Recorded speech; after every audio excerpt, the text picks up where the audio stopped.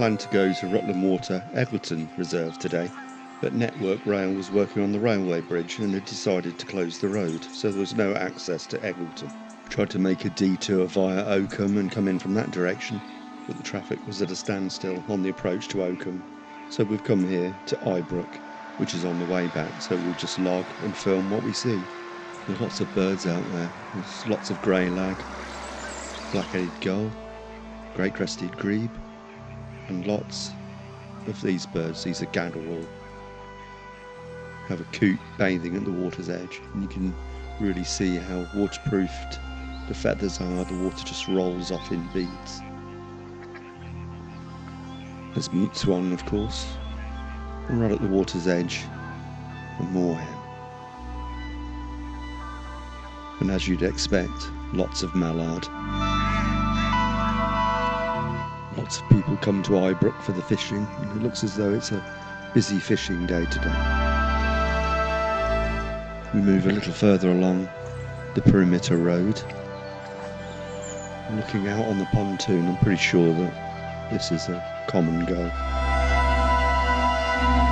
And also one of the bigger gull species. This is a black-backed gull.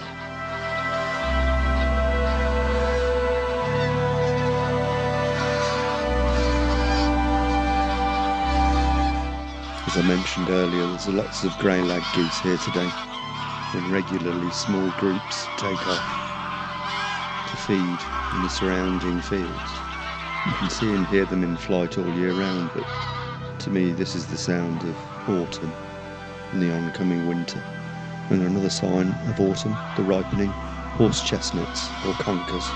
And of course the famous World Conker Championships are held every year here in Northamptonshire, in the village of Southwick, and this year that'll be on October the 13th. We move on a little further, and it's good to see quite a substantial flock of lapwing. We haven't seen many of the larger flocks this year. And there's another species feeding on the mud. It's a ruff.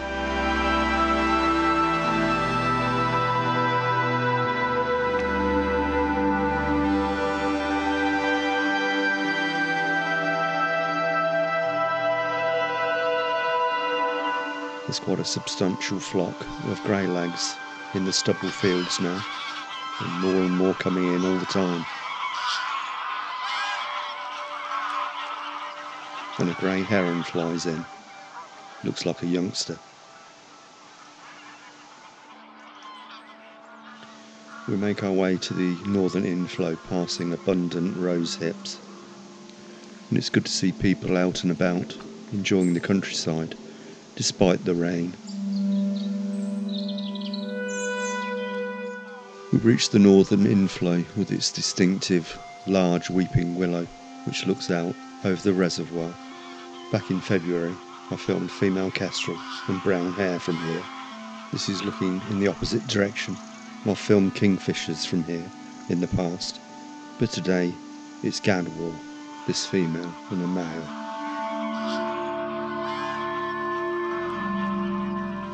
There's not a lot to be seen from the northern inflow.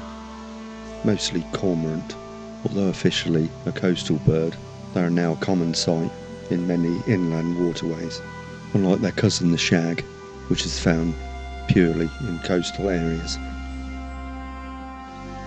We check among a group of mute swan for any sign of hoopers among them, as 2 or 3 were spotted here yesterday.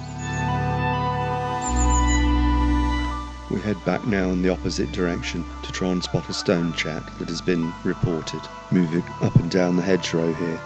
I thought I could hear it, but it didn't show.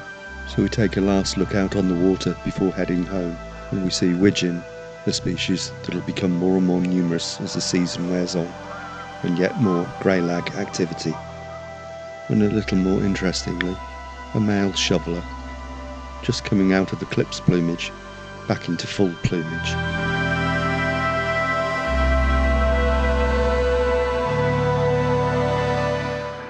And probably the best bird of the day.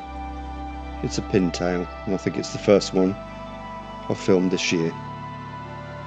Well, if we'd have actually got to Egleton, I was going to do a little update on the Manton Bay osprey, so I'll do that anyway. All 4 chicks have now left on their journey to Africa, and the parent birds Maya and 33 hung around for a little longer, but now they've left on their journey, and we look forward to their safe return to Rutland next March. But what fantastic parents they are, and what a success story. And that's almost it. Not the film I planned, but that's life. But we've had an enjoyable morning, and it's nice to be out and about on a soft autumn day in this much needed rain. I'll see you next time.